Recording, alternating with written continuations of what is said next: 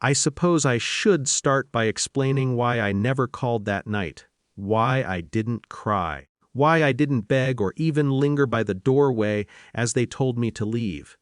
My father's voice still echoes in my memory, sharp, commanding, impossible to ignore, get-o-ut.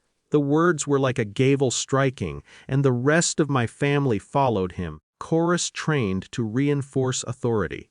My mother didn't speak. My siblings didn't protest. I stood there, silent, watching as a line was drawn in the house, in the air, in the space between us that had always been tenuous. There was something strange in my stillness.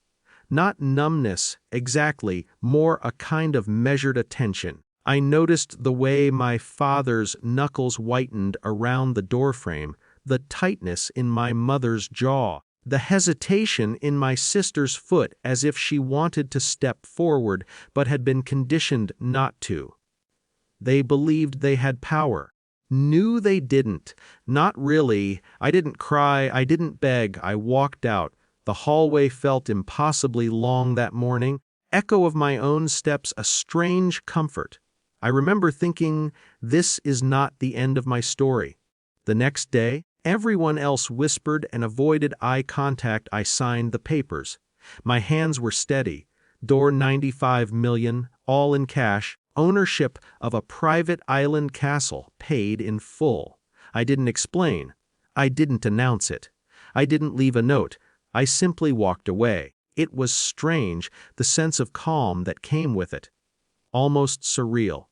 The castle, my castle, was more than just a property, was a physical manifestation of the choice I had made years ago, but had only now enacted to exist on my own terms. No one could demand my presence, my loyalty, or my deference anymore. Authority in the shape of law, finance, and contract silently intervened. Their power was dissolved before I even left the signing room. I think the hardest part looking back wasn't the scream. It wasn't even the collective backing of my family. It was the realization that this was always an option. I had allowed their judgment, their expectations, to weigh on me for far too long. In that instant, with ink still wet on the contract, that weight lifted. I don't tell anyone this story. The castle isn't for showing off. Post photos. I never bring it up in conversation. It is mine in the quietest, most absolute sense. And perhaps that is its power. It is not flaunted. It is simply undeniable.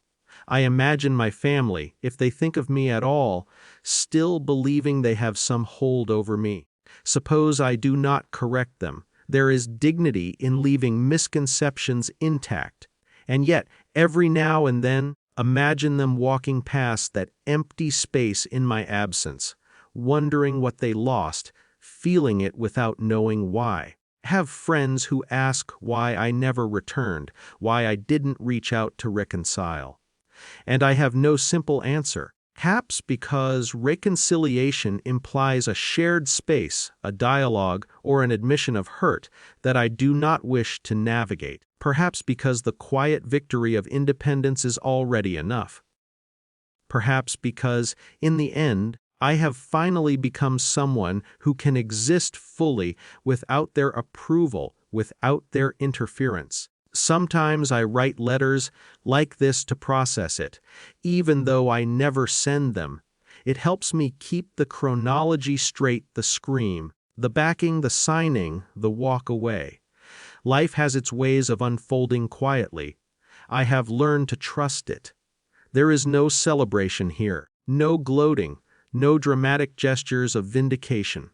Just a calm observation that power can be reclaimed in subtle ways, dignity can be restored without chaos, and that sometimes the best revenge, or perhaps the truest freedom, the one that makes no noise at all. I do not miss the family dinners. I do not crave their approval, only miss the possibility that someone might have chosen differently. Someone might have looked past their own fear and recognition of hierarchy to see me clearly. have come to accept that they did not. That day, their fear and expectation clashed with my resolve, and only one of us emerged changed, not need to fight them to claim what was mine. I simply did, and that, I think, is enough.